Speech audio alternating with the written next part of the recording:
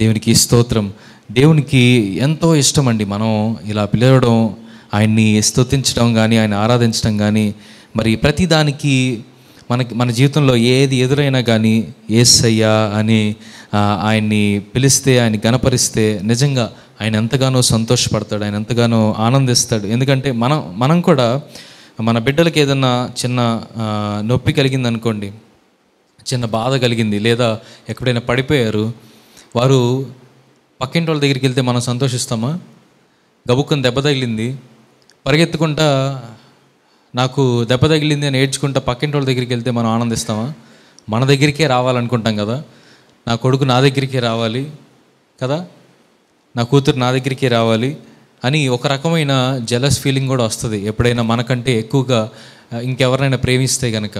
దేవుడు కూడా అంతే, మనం ఆయన ఎక్కువగా ప్రేమించాలి, ఆయన ఎక్కువగా స్తుతించాలి, ఆయన్ని ఆరాధించాలి, ప్రతిదానికి ఆయన మీదే ఆధారపడాలని దేవుడు ఇప్పుడు మనం కోరుకుంటూ ఉంటాడు. యేసయ్యా యేసయ్యా యేసయ్యా యేసయ్యా యేసయ్యా యేసయ్యా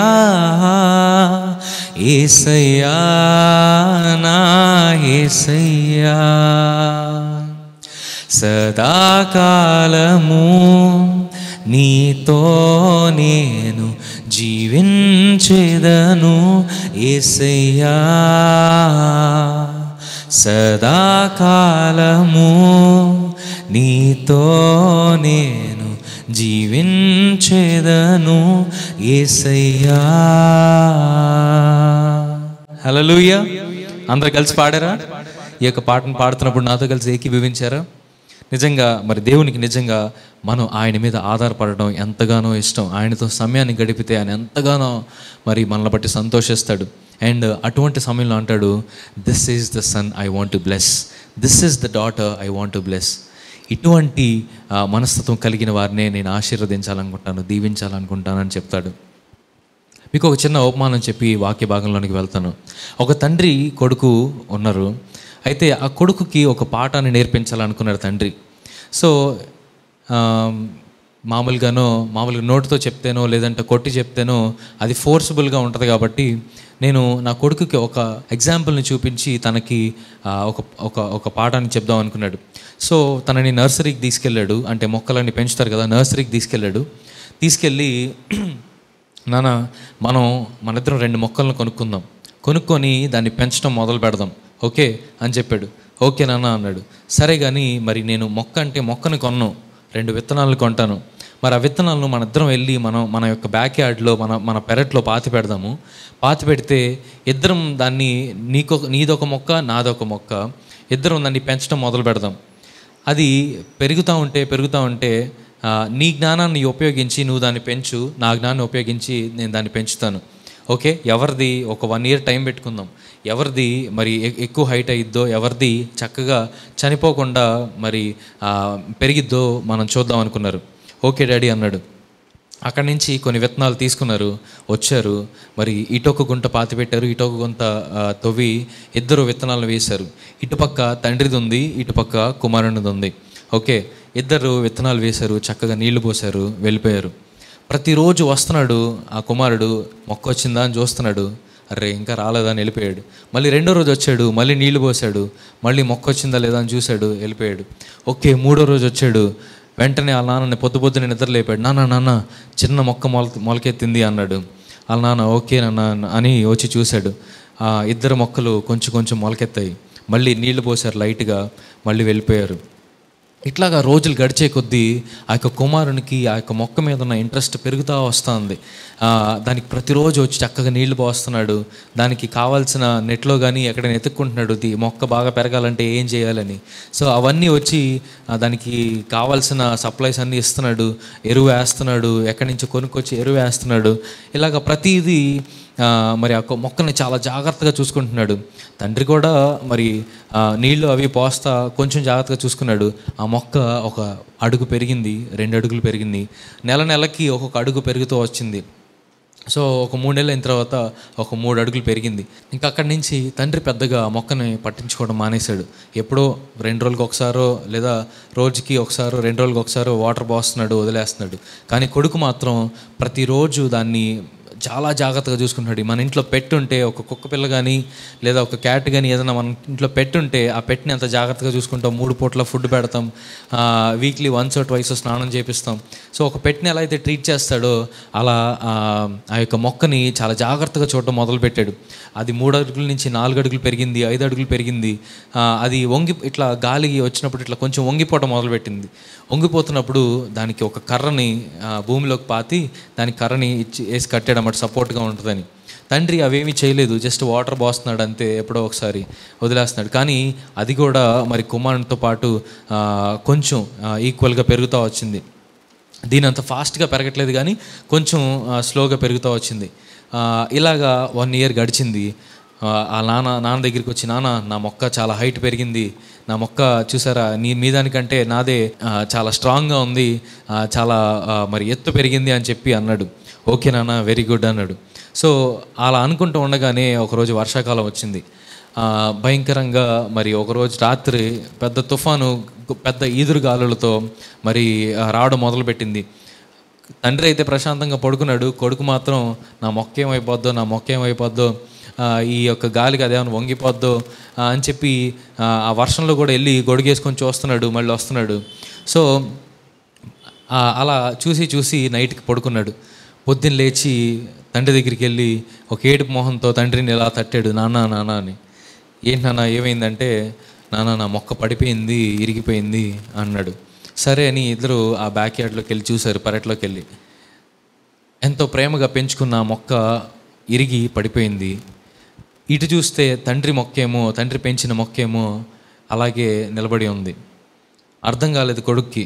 నాన్న నేనైతే ఎంతో ప్రేమతో పెంచాను, ఎంతగానో దానికి కావాల్సిన సప్లైస్ అన్నీ ఇచ్చాను, ఎంతగానో దానికి సపోర్ట్ కావాల్సిన ప్రతిసారి దాని సైజుకి తగ్గట్టుగా మరి ఒక కర్రను పాతి దానికి సపోర్ట్ కడతా ఉన్నాను.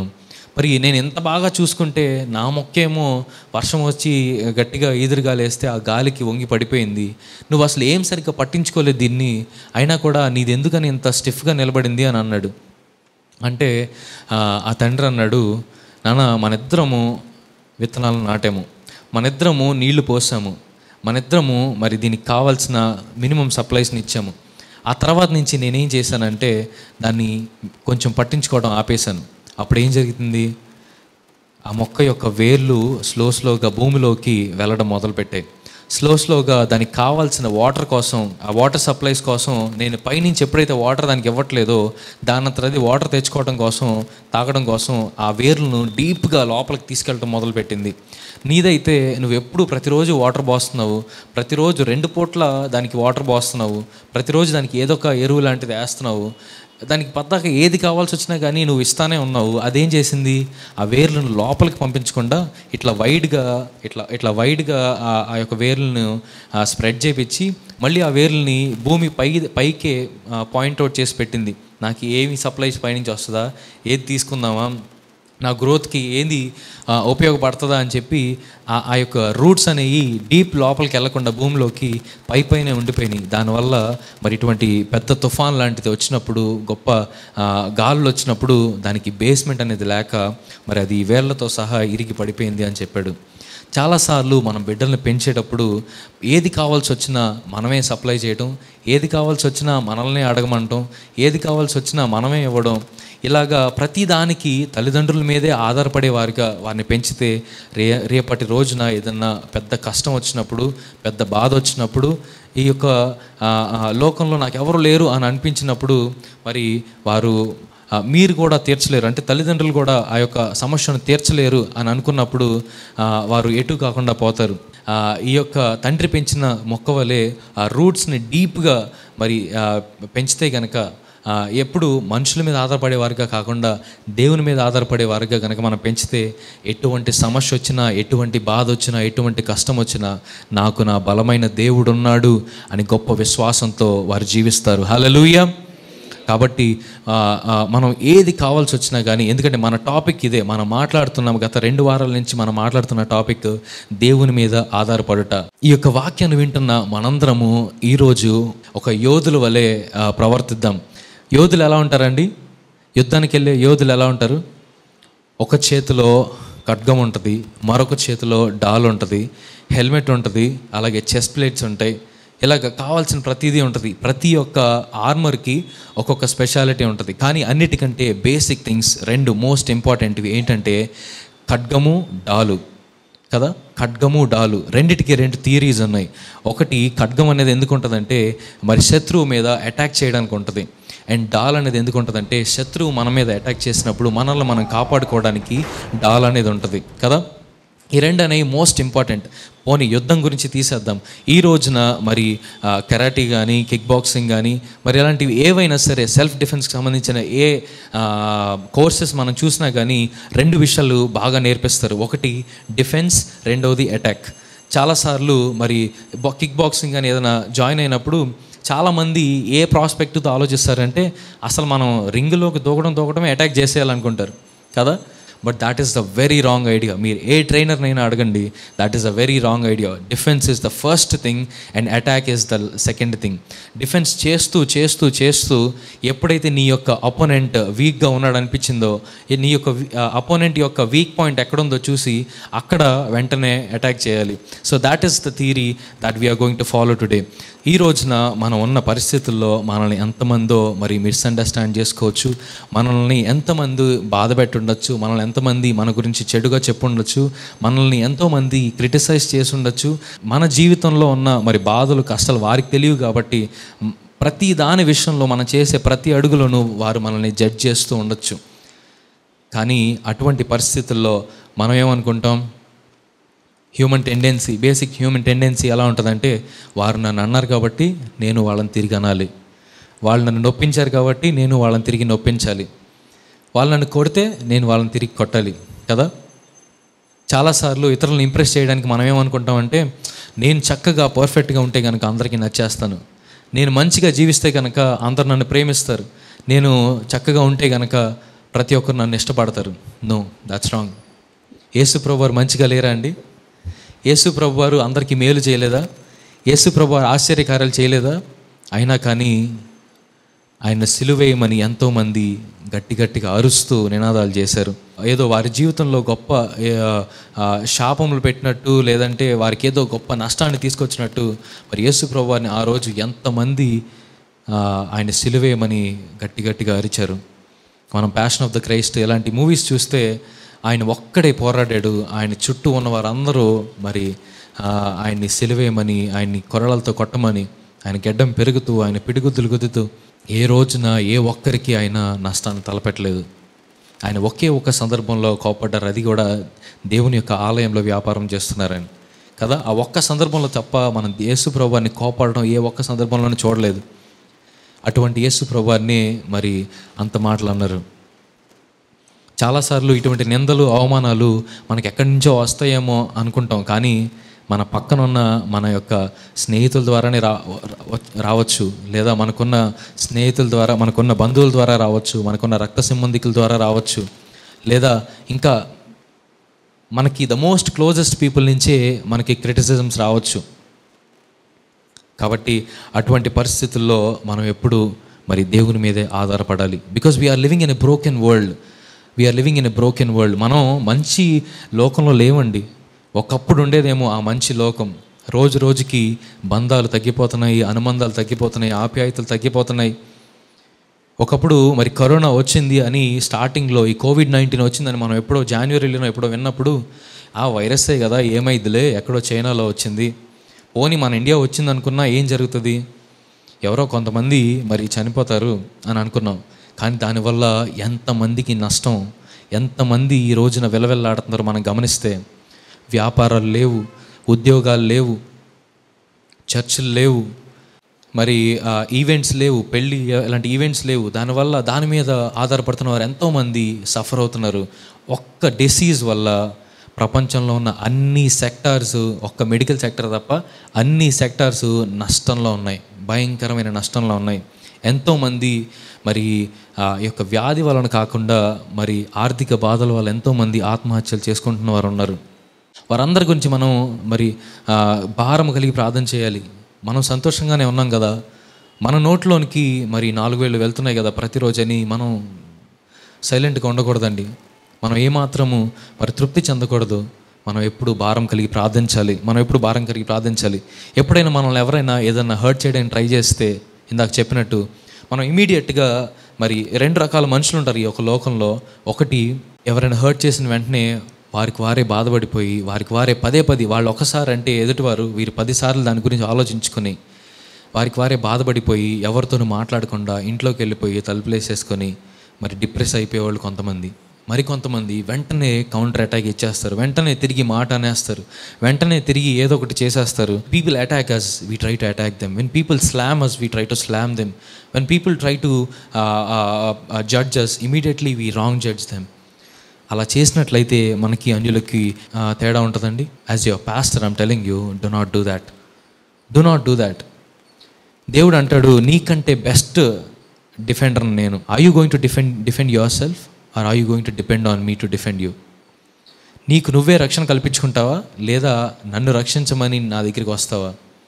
ఈ రోజున దేవుడు మనల్ని అడుగుతున్న ప్రశ్న. మనం ఎప్పుడైతే తిరిగి వాళ్ళని అటాక్ చేయడానికి ట్రై చేస్తామో, ఎప్పుడైతే మనల్ని నొప్పించిన వారిని తిరిగి నొప్పించడానికి ప్రయత్నం చేస్తామో, ఆ సిచ్యువేషన్ మరింత వర్స్ట్ అవుతుంది తప్ప బెటర్ ఏమీ అవ్వదు. అవునా కదా? మనం ఎవరైనా మనల్ని ఒక మాట అన్నారు, మనం సైలెంట్గా ఉంటే అది అక్కడితో వెళ్ళిపోద్ది కదా. కానీ తిరిగి మళ్ళీ మనం వాళ్ళని ఏదన్నా అంటే అది మాటకి మాట పెరిగి మరి అది ఒక పెద్ద గొడవగా మారుతుంది. అనేక మంది ఒక్క మనిషి మనల్ని ద్వేషించేది పోయి 10 మంది మనల్ని ద్వేషించేదిగా మరి తయారవుతుంది. God be our defender, not we defend our self.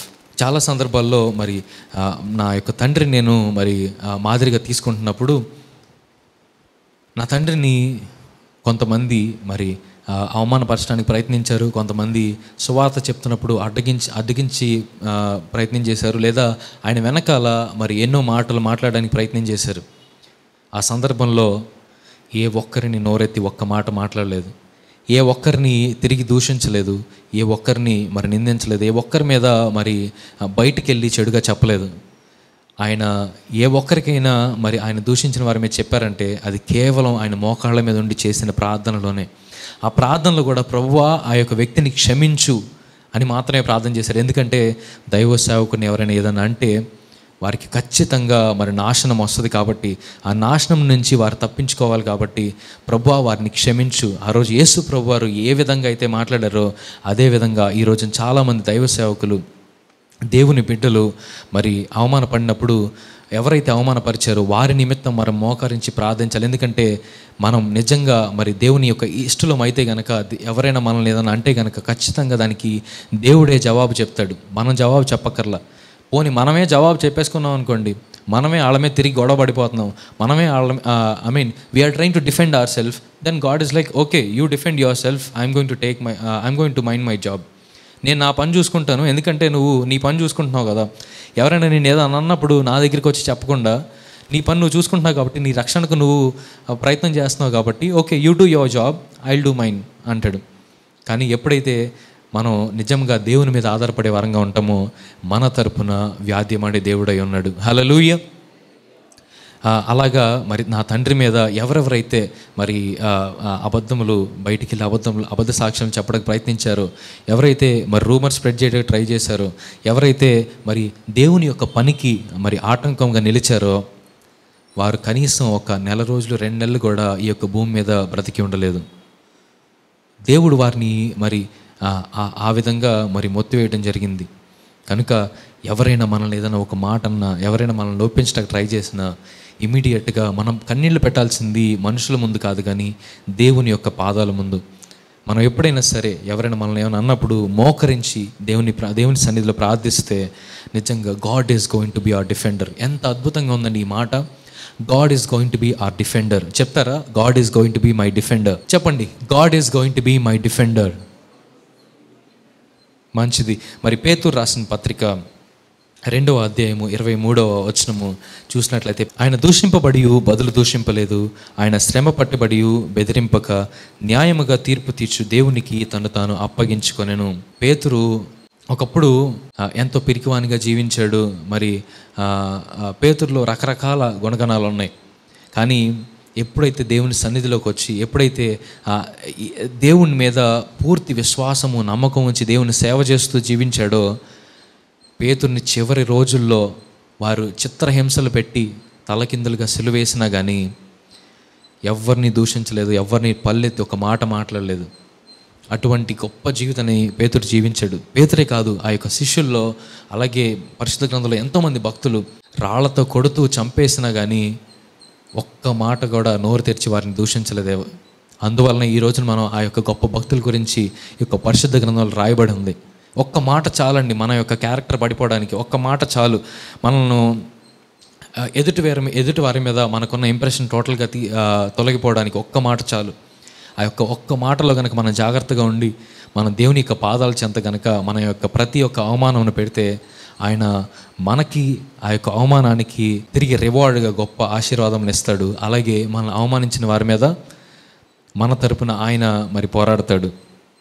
యేసు ప్రభువారు కూడా అంతేనండి. ఆయన సిలువేసిన సందర్భాన్ని మనం చూసినట్లయితే మరి లూకా సువార్త 22వ అధ్యాయంలో ఆయన్ని 6 ట్రయల్స్కి తీసుకెళ్లారంట. 6 సార్లు ఆయనని మరి ఆ యొక్క జడ్జ్మెంట్ ప్లేసెస్కి తీసుకెళ్లారంట. ఎందుకంటే ఇప్పుడు మనం ఏం చేస్తామండి, సపోజ్ ఎవరి మీద మన మీద ఎవరైనా కేసు వేశారనుకోండి, అది సపోజ్ ఈ యొక్క కోర్టులో ఓడిపోయాం, ఓకే, ఈ కోర్టులో ఓడిపోయాం, వెంటనే ఏం చేస్తాం, డిస్ట్రిక్ట్ కోర్టులో ఓడిపోయాము, వెంటనే మరి హైకోర్టుకి వెళ్తాము, హైకోర్టులో ఓడిపోయాము, వెంటనే సుప్రీంకోర్టుకి వెళ్తాము.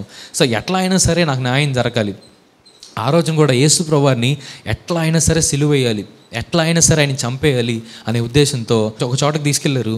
అక్కడ ఇది పెద్ద నాకు పాపం లాగేం కనిపించట్లేదయ్యా అన్నాడు. వెంటనే ఇక్కడ కాదని చెప్పి మళ్ళీ ఇంకో చోటకి తీసుకెళ్లారు. ఏమండి ఈయన రాజు అని చెప్పుకుంటున్నాడండి అని అన్నారు. నాకు అంత పెద్ద పాపం లాగేం కనిపించట్లేదా, ఇదేమి దోపిడీయో దొంగతనమో హత్యో నరహత్యో ఏం కాదు కదా అని అన్నారు. ఇక్కడ కూడా పని అవ్వట్లేదని మళ్ళీ ఇంకో చోట తీసుకెళ్లారు. 3 రోమన్ ట్రయల్స్కి తీసుకెళ్లారు, 3 జూయిష్ ట్రయల్స్కి తీసుకెళ్లారు.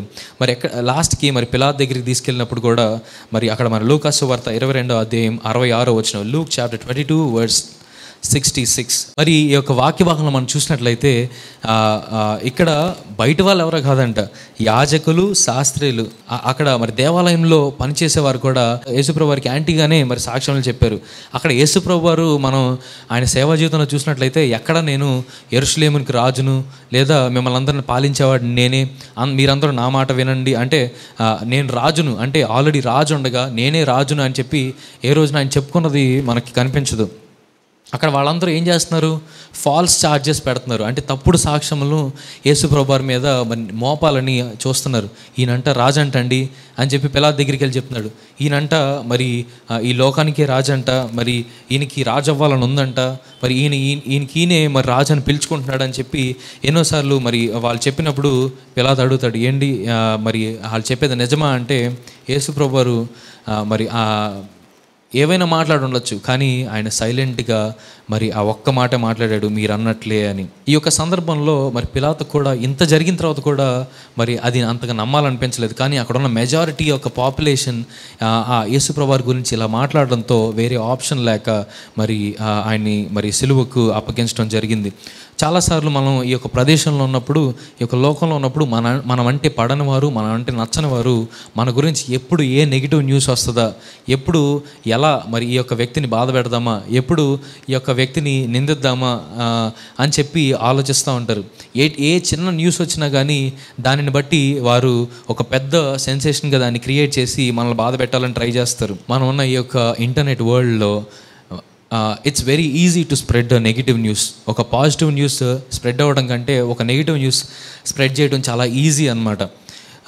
3 most worst things about internet is 1, it's global, 2, it's searchable, and 3, it's permanent. ఇంటర్నెట్లో ఎవరైనా మీ గురించి మరి ఏదైనా నెగిటివ్ న్యూస్ ఏదైనా పెట్టారనుకోండి, ఒకటి ప్రపంచంలో ఉన్న ఎవరైనా సరే దాన్ని చూడగలరు, రెండవది ఎవరు వెతికినా కానీ ప్రపంచంలో అది కనిపించేస్తుంది, మూడవది అది పర్మనెంట్గా అందులో ఉండిపోద్ది in most of the cases. Suppose మనం ఒక తప్పు చేసాము, మనం ఒక పాపం చేసాము, దాని గురించి ఒక వ్యక్తి ఒక వీడియోనో ఒక ఫోటోనో తీసి దాన్ని ఇంటర్నెట్లో పెట్టాడు. ఓకే, ఆ తర్వాత మరి ఆ యొక్క వ్యక్తి మారాడు, మారుమనసు పొందాడు, బాప్తీసాన్ని తీసుకున్నాడు, తన పాపములన్నీ దేవుని సన్నిధిలో ఒప్పుకున్నాడు. ఇప్పుడు దేవునికి ఒక మంచి సాక్షిగా జీవిస్తున్నాడు. ఇలా జీవిస్తూ 10 సంవత్సరాలు గడిచిపోయింది. 10 సంవత్సరాల తర్వాత మీరు ఒక వ్యక్తిని మరి కొత్తగా మీట్ అయ్యారు. ఆ యొక్క వ్యక్తి మీ యొక్క మనస్తత్వం లేదంటే మీరంటే మరి నచ్చి మరి మీతో స్నేహం చేయడం మొదలుపెట్టాడు. అలా చేస్తున్న గ్యాప్లో మరి మీ గురించి ఇంటర్నెట్లో 10 సంవత్సరాల క్రితం పెట్టిన న్యూస్ ఈరోజు చూసిన మిమ్మల్ని ఆ న్యూస్ని బట్టే ఈరోజు జడ్జ్ చేస్తాడు, కానీ ఈరోజు మీరు ఎలా ఉన్నారనేది పట్టించుకోడు. ఎందుకంటే the negative news has such kind of impact కదా. 10 సంవత్సరాల తర్వాత మన గురించి మరి ఏదైనా ఒక పాత న్యూస్ తెలిసినా కానీ దానిని బట్టే మరి ఆ యొక్క వ్యక్తిని జడ్జ్ చేస్తారు, కానీ మరి ఈరోజు ఎలా ఉన్నాడు, ఈరోజు తను మారిన వ్యక్తే కాదా, ఈరోజు తను దేవుని యొక్క అడుగుజాడలో నడుస్తున్నాడా లేదా అనేది మరి మర్చిపోతారు. ఈ రోజున మనం చూసినట్లయితే ఈ యొక్క ఇంటర్నెట్ వరల్డ్లో ఎంతోమంది మరి ఆడపిల్లలను మనం గమనించినట్లయితే వారి ప్రమేయం లేకుండానే చాలాసార్లు వారి పాపంలో పడిపోతూ ఉన్నారు. వారందరి గురించి మనం భారం కలిగి ప్రార్థన చేయాలి. My dear sisters, I plead you as your brother, please do not fall for your temptations. మనకి అప్పుడప్పుడు న్యూస్లు కనిపిస్తూ ఉంటాయి, ఆడపిల్ల మరి ఆత్మహత్య చేసుకున్నారు, పలానా చోట ఆత్మహత్య చేసుకున్నారు. ఎందుకంటే వారికి తెలియకుండానే మరి ఎవరో ఒకళ్ళు మాయలో పడిపోతున్నారు. వివాహానికి ముందే మరి ఏదో ఒక మరి శారీరక పాపాన్ని చేస్తున్నారు. మరి దాన్ని అడ్డం పెట్టుకొని ఎంతోమంది మరి యవనస్తులు మరి దాన్ని ఆ యొక్క ఫోటోలను వీడియోలను వారి దగ్గర ఉంచుకొని వారిని బ్లాక్మెయిల్ చేయడం, వారి దగ్గర నుంచి డబ్బులు తీసుకోవడం, ఇట్లాగా ఎన్నో రకాలుగా వారిని మానసికంగా శారీరకంగా మానసికంగా వారిని మరి కృంగదీసేసి మేము ఇంకా ఎందుకు బతుకున్నాము, ఈ విషయం మా ఇంట్లో వాళ్ళకో మా చుట్టాలకో మా స్నేహితులకో తెలిస్తే నా పరువు ఏమైపోద్ది, నా తల్లిదండ్రుల పరువు ఏమైపోద్దని ఆలోచించి వారి ప్రాణాలను తీసుకున్న ఆడపిల్లలు ఎంతోమంది ఉన్నారు. దయచేసి దేవుని యొక్క ప్రణాళిక కొరకు ఎదురు చూద్దాం. God has higher expectations for you. దేవుని యందు విశ్వాసం ఉంచు, దేవునికి ప్రార్థించు. నీ యవ్వన కాలం నుంచే నీ యొక్క వివాహ జీవితం గురించి, నీకు రాబోయే జీవిత భాగస్వామిని గురించి ప్రార్థిస్తూ ఉండు. తప్పనిసరిగా దేవుడు నువ్వు అడిగిన దానికంటే, నువ్వు ఊహించిన దానికంటే అత్యధికంగా చేయగలిగిన శక్తి కలిగిన దేవుడై ఉన్నాడని నీకు వాగ్దానం చేస్తున్నాడు. హల్లెలూయా. కాబట్టి ప్రతి ఒక్క యవ్వనస్తుడు, నాట్ ఓన్లీ నేను ఇది కేవలం మరి గర్ల్స్కే చెప్పట్లేదు, బాయ్స్కి కూడా చెప్తున్నాను, నీ కొరకు దేవుడు ఉన్నతమైన తలంపులు కలిగి ఉన్నాడు. ఆ ఆశీర్వాదములను ఎందుకు కోల్పోతున్నావు అంటే నీకున్న ఈ యొక్క పాపపు బుద్ధిని బట్టి, ఆ యొక్క పాపపు తలంపులను బట్టి, ఆ యొక్క పాపపు దృష్టిని బట్టి అనేక సార్లు దేవుని యొక్క దృష్టిలో ఒక పాపిగానే మిగిలిపోతున్నావు తప్ప తన యొక్క నిజమైన మరి ఇష్టడైన కుమారుడిగా నువ్వు ఉండలేకపోతున్నావు. దేవుని మీద ఆధారపడే వారంగా కాకుండా మరి మన సొంత బుద్ధి మీద మనం ఆధారపడుతూ మరి అనేక సార్లు దేవుడికి మన మీద ఉన్న ఎక్స్పెక్టేషన్స్ మనం కిల్ చేసేస్తూ ఉంటాం, మనం చంపేస్తూ ఉంటాం. దాన్ని బట్టి ఆయన ఎంతగానో మరి మనల్ని బట్టి బాధపడుతూ ఉంటాడు. బేసిక్గా మనకి చుట్టుపక్కల జరిగే సంగతులు ఏంటంటే, ఎవరైనా మన గురించి నెగిటివ్గా మాట్లాడుతుంటే కనుక ఫస్ట్ థింగ్ ట్రై చేసేది ఏంటంటే మరి వారికి ఎక్స్ప్లెయిన్ చేయడానికి ట్రై చేయడం. మనం ఏదన్నా ఎక్స్ప్లెయిన్ చేయడానికి ట్రై చేస్తాం, అబ్బాయి ఇది కాదు బ్రదర్, అది కాదు బ్రదర్, ఇది నా మీద వచ్చిన న్యూస్ నిజం కాదు అని చెప్పి మనం ఏదో ఒకటి ట్రై చేస్తూ ఉంటాం. ఆ ట్రై చేసే గ్యాప్లో అది ఎలా ఉంటుందంటే మనం డిఫెండ్ చేసుకున్నట్టు ఉంటుంది. అరే ఎంతగా చెప్తున్నాడంటే ఇది నిజమే అయ్యి ఉంటుంది కదా. ఏదైనా ఫాల్స్ న్యూస్ మన గురించి ఎవరైనా బయటికి వచ్చి చెప్తే మనం దాన్ని ఎబ్బే అది కరెక్ట్ కాదు, నేను అసలు ఆ టైంలో అక్కడ లేను అని మనం చెప్తున్నప్పుడు అది ఎలా ఉంటుందంటే, ఇంత గట్టిగా నన్ను నమ్మించడానికి ట్రై చేస్తున్నాడంటే ఖచ్చితంగా ఏదో చేసే ఉంటాడు అని చెప్పి మన మీద మరింత బలమైన రాంగ్ ఒపీనియన్ కలుగుతుంది. ఎందుకంటే we are trying to prove them wrong. చాలాసార్లు పీపుల్స్ ఒపీనియన్ని మనం రాంగ్ అని ప్రూవ్ చేయడానికి ట్రై చేస్తే అది వాళ్ళకి నచ్చదు కదా. కాబట్టి let not we defend ourself, let God be our most defender. చాలాసార్లు మరి ఒక మాట అంటారు లోకంలో, పళ్ళున్న చెట్టుకి రాళ్ళు ఎక్కువ తగులుతాయంట కదా. ఇది విన్నప్పుడు కొంతమందికి సంతోషం కలుగుతూ ఉంటుంది, అమ్మయ్య నాకు రాళ్ళ దెబ్బలు తగులుతున్నా ఇందులో ఒక మేలు ఏంటంటే నా చెట్టుకి మంచి పళ్ళు ఉన్నాయన్నమాట, అంటే నేను ఆశీర్వదింపబడిన బిడ్డను. When you are becoming more famous you will have more critics. When you are becoming a more influential person, you'll have more people who try to draw you back. ఏ వ్యక్తి అయినా ఎత్తుకి ఎదుగుదామని ట్రై చేస్తుంటేనే వారిని అతన్ని కిందకి లాగే వాళ్ళు ఎక్కువ మంది అవుతూ ఉంటారు కదా.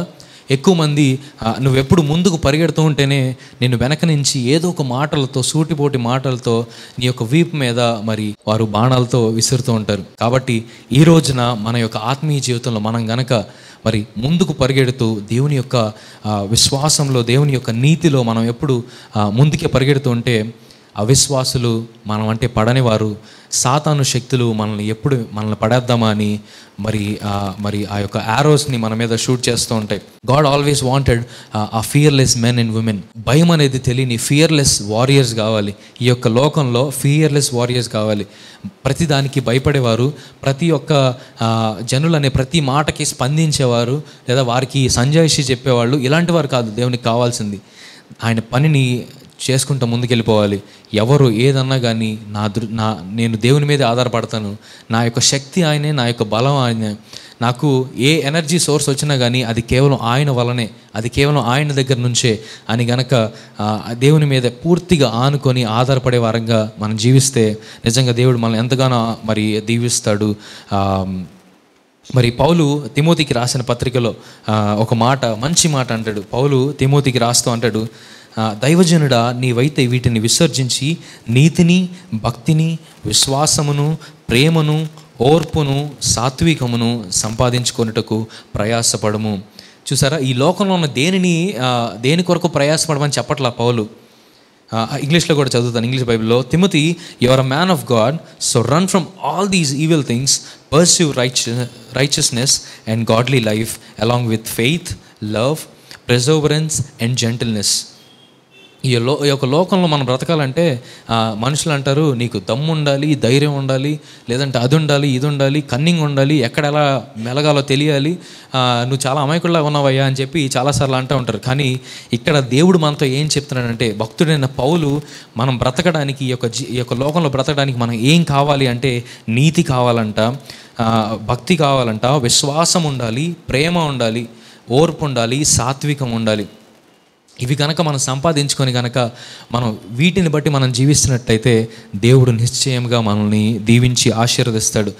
మనం చేసే వ్యాపారంలో కానీ, ఉద్యోగంలో కానీ ఎప్పుడు నీతిగా జీవించాలి. అలాగే దేవుని యందు ఎప్పుడు భయభక్తులు కలిగి జీవించాలి.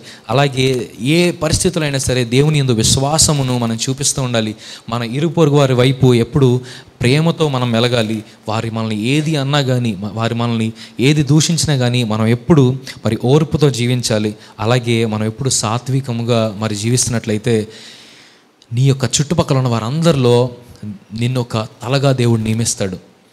ఎవరికి ఏ కష్టం వచ్చినా నీ దగ్గరకు వచ్చి వారు చెప్పుకునే వారిలాగా దేవుడు నిన్ను నిలబెడతాడు. కీర్తనకారుడు కూడా ఒక మాట అంటాడు, కీర్తనలో 62వ అధ్యాయము 5వ వచనము, నా ప్రాణమా దేవుని నమ్ముకొని మౌనంగా నుండుము, ఆయన వలనే నాకు నిరీక్షణ కలుగుచున్నది.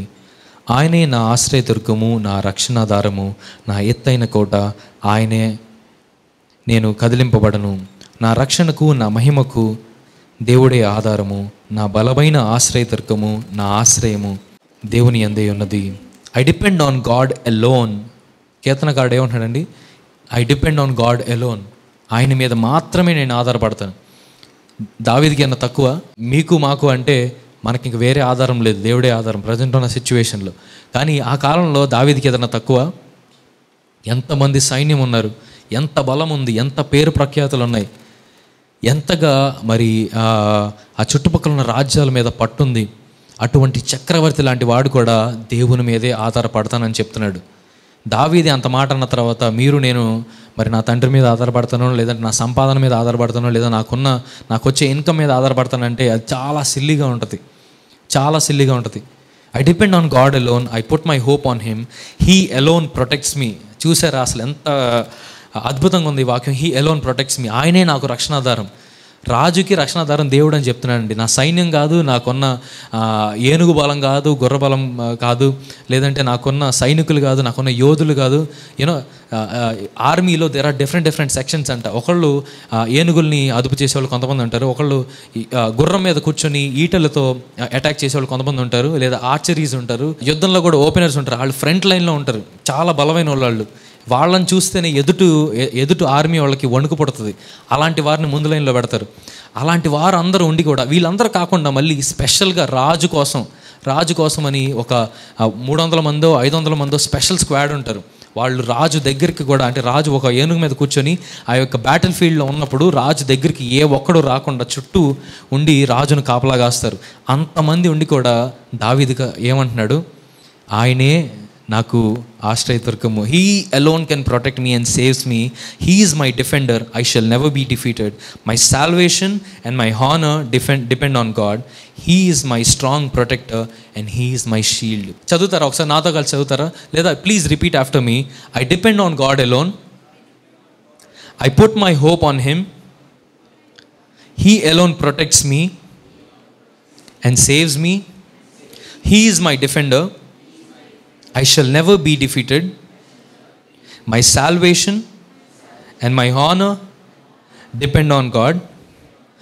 He is my strong protector and He is my shield. ఎంత అద్భుతమైన వాక్యం నిజంగా. మామూలుగా చదివినప్పుడు ఇదేదో మామూలుగా ఉన్నట్టు అనిపిస్తుంది, కానీ నిజంగా దావీదుని మన ఎదురుగా నుంచోబెట్టుకొని, లేదంటే మీరు ఏదన్నా మరి వీడియో చూసినప్పుడు ఒక రాజుని చూసినప్పుడు, రాజు అనేది వాడు ఎవరికి వంగడు. ఎంత అతిశయం ఉంటుందో, ఎంత మరి అహంకారం ఉంటుందో. మరి ఆ యొక్క అందరూ మరి ఆ యొక్క హాల్లో అందరూ ఉన్నప్పుడు రాజు మాత్రమే ఎత్తైన ప్రదేశంలో ఉండి అందరినీ శాసించే స్థానంలో ఉంటాడు. అటువంటి రాజు కూడా దేవుడే నాకు ఆశ్రయదుర్గమై ఉన్నాడని మరి సాక్ష్యం ఇస్తున్నప్పుడు నిజంగా మరి నేను మరి ఇంకెంతగా దేవుని మీద ఆధారపడాలి, ఇంకెంతగా మరి దేవుణ్ణి స్తుతించాలి, ఇంకెంతగా దేవుని ఆరాధించాలి, ఇంకెంతగా మనకు వచ్చిన ప్రతి సమస్యను దేవుని పాదాల ముందు పెట్టాలి. చాలాసార్లు మనకు వచ్చిన ప్రాబ్లమ్స్ మనమే సాల్వ్ చేసుకోవాలనుకుంటాం. మన జ్ఞానాన్ని ఉపయోగించి, మన బలాన్ని ఉపయోగించి మనమే సాల్వ్ చేసుకోవాలనుకుంటాం. కానీ దేవుడే మన ఆశ్రయదుర్గమై ఉన్నాడు. ఆయనే నన్ను కాపాడగలడు. ఆయనే he is the only one who can save me. Who is the only one who can protect me. As long as he is my shield there is no one who can harm me. ఆయన నాకు ఆశ్రయదుర్గముగా, నాకు బలముగా ఉన్నంత వరకు ఏ ఒక్కరూ నన్ను ఏమీ చేయలేరు అనే ఒక గొప్ప విశ్వాసమును కనుక మనం కనపరిచినట్లయితే నిజంగా దేవుడు మన జీవితంలో గొప్ప ఉన్నత కార్యాలు చేస్తాడు. అని అటువంటి సమయంలో అంటాడు, this is the person that I want to bless. ఇటువంటి వ్యక్తిని నేను ఆశీర్వదించాలనుకుంటున్నాను. ఇటువంటి వ్యక్తిని నేను దీవించాలనుకుంటున్నాను. తనకి ఇష్టం వచ్చినప్పుడు చేసి, తన జీవితాన్ని ఇష్టం వచ్చినట్టు పాడు చేసేసి, ఇప్పుడు తనకి సమస్య రాగా నా దగ్గరికి వస్తారు చూసారా, అటువంటి వారిని కాదు నేను ఆశీర్వదించాలనుకునేది. నా మీద పూర్తిగా ఆనుకొని, నా మీద పూర్తిగా ఆధారపడే వారిని నేను ఆశీర్వదించాలనుకుంటున్నానని దేవుడు చెప్తున్నాడు. దానియేలు మరి మనం పరిశుద్ధ గ్రంథంలో చూసినట్లయితే మరి దానియేలును కూడా దేవుడు ఎలా డిఫెండ్ చేశాడో మనం చూస్తాం. షడ్రకు మేషకు అబేద్నెగోను కూడా దేవుడు ఎలా డిఫెండ్ చేశాడో మనం చూస్తాం. ఆ టైంలో వాళ్ళు అటాక్ చేయలా, డిఫెండ్ చేశాడు దేవుడు వాళ్ళని. మరి సింహపు బోన్లో వేసినప్పుడు దానియేలును మరి ఆ యొక్క సింహాలు కనీసం దానియేలు దగ్గరికి రావడానికి కూడా భయపడినాయి అంట. అటువంటి ఒక గొప్ప మరి కార్యాన్ని అక్కడ ఉన్న వాళ్ళందరూ చూశారు. మనం కూడా ఏదైనా కష్టం వచ్చినప్పుడు మరి నిరుత్సాహపడకుండా దేవుని యందే మనం గనక ఆనుకున్నట్లయితే గనక నిజంగా దేవుడు మన తరపున పోరాడే దేవుడై ఉన్నాడు. మరి దానియేలును ఆ తర్వాత రోజు రాజు వచ్చి మరి సింహభవనంలో చూసినప్పుడు సింహాలన్నీ ఒక మూల, ఏది వారి సొంత ఇల్లు అయినా అవి కూడా ఒక మూల ఇరుక్కొని పడుకున్నాయంట. దానియేలుకి అన్కంఫర్టబుల్గా ఉంటుందేమో అని. అటువంటిది మరి ఆ రాజు చూసి ఆశ్చర్యపోయి నిజంగా నీ దేవుడు గొప్పవాడు అని చెప్పి సాక్ష్యమునిచ్చి దానియేలును బయటికి తీసి, దానియేలు మీద ఎవరైతే అబద్ధ సాక్ష్యం చెప్పారో వారిని ఆ సింహభవనంలో వేస్తేనంట వారి దేహాలు నేలను తాకే లోపే ఆ యొక్క ఎముకలు కూడా మరి పిండి అయిపోయినాయి అంట. అవి ఆ సింహాలు ఎంత ఆకలిగా ఉన్నాయో చూడండి. మన తరపున మరి వ్యతిరేకముగా మాట్లాడే ప్రతి ఒక్కరిని దేవుడే సమాధానం చెప్తాడు, దేవుడే మరి వారిని చూసుకుంటాడు. కాబట్టి మన యొక్క ప్రతి ఒక్క చింత భారాన్ని, మరి మన మీద ఉన్న ప్రతి చింత యావత్తును దేవుని మీద మనం పెట్టినట్లయితే కనుక నిజంగా దేవుడు మన తరపున పోరాడే దేవుడు అయి ఉన్నాడు. దేవుడు ఈ వాక్యాన్ని దీవించును గాక. మనందరం తల వంచినట్లయితే ప్రార్థన చేసుకుందాం. ప్రేమ కలిగిన మా తండ్రి, దయగల మా ప్రభువా, నీ యొక్క వాక్యాన్ని ప్రభువా మేము ధ్యానించుకోవడానికి నీవు మాకు చూపించిన కృపను బట్టి నీకు స్తోత్రం చెల్లిస్తున్నాను. ప్రభువా, మట్టినైనా ప్రభా నన్ను ఉపయోగించుకొని నాయనా నీ యొక్క మహిమకరమైన మాటలను ప్రభా నీ యొక్క బిడ్డలతో మీరు పంచుకున్నందుకు నీకు స్తోత్రం చెల్లిస్తున్నాను. ప్రభా, మీ యొక్క మాటలు జీవపు మోటలయ్యా. దావీదు మహారాజు చెప్పినట్లు నీవే మా ఆశ్రయ దుర్గమునై ఉన్నావు, నీ అందే మాకు నిజమైన మరి శాంతి సమాధానాలు దొరుకుతాయి అని చెప్పి మరి దావీదుకారుడు చెప్పాడు. ప్రభువా, దావీదును పోలి మేము జీవించలాగన, నిన్ను పోలి మేము జీవించలాగన ప్రభువా అట్టి జీవితాలు మాకు దయచేయండి. ప్రభువా, మమ్మల్ని ఎంతగానో ప్రేమిస్తున్నావు, మమ్మల్ని ఎంతగానో ప్రభువా ఆదరిస్తున్నావు. మాకున్న ప్రతి ఆశను, మాకున్న ప్రతి ఆకాంక్షను, మాకున్న ప్రతి కోరికలను ప్రభువా తీర్చే దేవుడివై ఉన్నావు. నీ యందే మాకు నిజమైన ఆశ్రయము. నీవు తప్ప మాకు ఇంకెవరు లేరు ప్రభువా. నీ ద్వారా మేము చేయవలసిన కార్యాలు ఎన్నో ఉన్నాయి. నీవు ద్వారా మేము పొందవలసిన మేలులు ఎన్నో ఉన్నాయి. నీ కొరకు నాయనా మరి పడవలసిన శ్రమలు ఎన్నో ఉన్నాయి. మరి వాటి నిమిత్తం నాయనా మమ్మల్ని ఇంకా సజీవులుగా ఉంచినందుకు నీకు స్తోత్రం చెల్లిస్తున్నాను. ప్రభువా, ఈ వాక్యాన్ని వింటున్న ప్రతి ఒక్క బిడ్డను మీరు దీవించి ఆశీర్వదించండి. ఈ యొక్క వీడియోను చూస్తున్న ప్రతి ఒక్క బిడ్డను మీరు నిండారుగా దీవించండి. మీ యొక్క సన్నిధి కాంతిని వారి మీద ఉంచండి. ప్రభువా, నీ మీద, కేవలం నీ మీదనైనా వారు ఆధారపడే వారంగా వారి యొక్క బ్రతుకులను మార్చండి. ప్రభువా, ఈ యొక్క లోకంలో అయితే సాతాను అనేక రకాలుగా మమ్మల్ని కృంగదీయాలని, మమ్మల్ని పడేయాలని, నీ నుంచి దూరం చేయాలని, మాకున్న కష్టాలను బట్టి, బాధలను బట్టి నీకు ఎదురు తిరిగిన ఆయన నిన్ను ఒక మాట అనాలని ప్రభువా మమ్మల్ని ఎంతగానో రెచ్చగొడుతూ ఉండగా, ప్రభువా మేము లోకస్తుల వారిని జీవించకుండా నీ మీదే ఆధారపడి మా యొక్క చింత యావత్తును ప్రభువా నీ పాదాల చెంత పెట్టి జీవించే వారంగా మమ్మల్ని తీర్చిదిద్దామని ప్రార్థన చేస్తూ నీ నామానికి మహిమ తెచ్చుకోమని నజరేయుడైన యేసు నామంలో ప్రార్థిస్తున్నాం తండ్రి, ఆమేన్. దేవునికి స్తోత్రం కలుగును గాక. హల్లెలూయా, హల్లెలూయా. దేవుని యొక్క సన్నిధి ఎప్పుడు మీకు తోడుగా ఉండును గాక. దేవుని యొక్క ఆశీర్వాదము, ఆయన యొక్క చేతి యొక్క నీడ ఎప్పుడు మీ పైనే ఉండి మిమ్మల్ని భద్రపరచును గాక. God bless you.